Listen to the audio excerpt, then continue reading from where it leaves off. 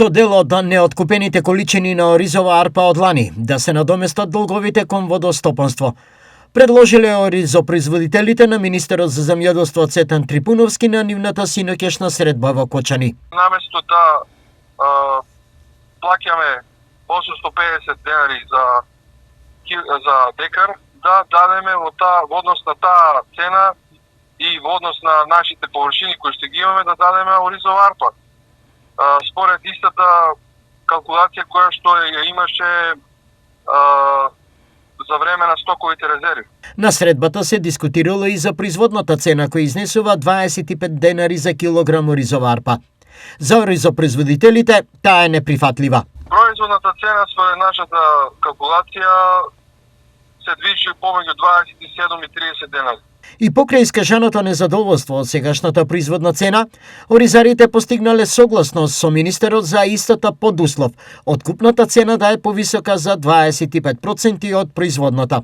Иако ние не се согласивме на 25 производна цена, но ја прифативме со уверување дека откупната цена ќе се зголеми за 25% да биде повисока од производната цена. Што значи дека откупот баравме и се уште сме единствени како земјоделци околу тоа, дека треба да биде откупната цена на 31-32 денари, зборам за најниска граница за ситните сорти. 10 до 15.000 тони оризова арпа од ланската реколта се уште стои неоткупена во амбарите на оризопроизводителите.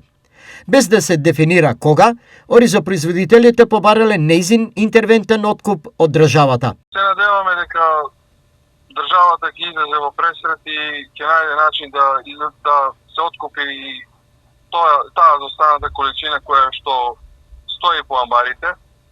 Ние имаме околу 10 до 15.000 тони арпа која што стои, што е доста голема количина.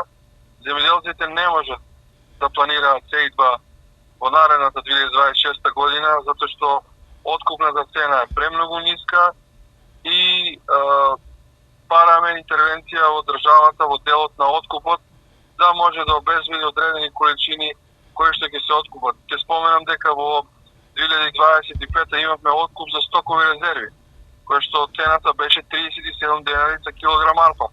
На 4500 хектари во Кочанскиот регион, над 2000 домакинства својата екзистенција ја гледаат во одгледувањето на ориз.